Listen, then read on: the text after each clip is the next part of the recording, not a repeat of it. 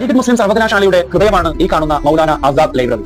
ചരിത്രവും ചരിത്ര പശ്ചാത്തലവും ചരിത്ര പാരമ്പര്യവും ഉൾക്കൊള്ളുന്ന ഏഷ്യയിലെ നമ്പർ 1 ലൈബ്രറികളിലൊന്നാണ് മൗലാന ആസാദ് ലൈബ്രറി.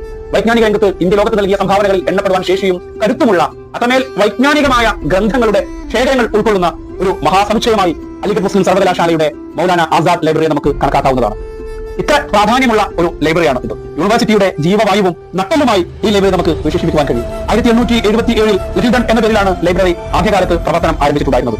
പിന്നീട് സ്വതന്ത്ര ഭാരതത്തിൽ 1960 ലൈബ്രറി പുതുക്കിപ്പണിയുകയും പ്രഥമ പ്രധാനമന്ത്രിയായിരുന്ന ജവഹർലാൽ നെഹ്റു ആ ലൈബ്രറി ഉദ്ഘാടനം ചെയ്യുകയും ചെയ്തു. അദ്ദേഹമാണ് മൗലാന ആസാദ് ലൈബ്രറി എന്ന് ഈ കാണുന്ന വൈജ്ഞാനിക ഗ്രന്ഥശാലക്ക് പേര് വിളിക്കുന്നത്.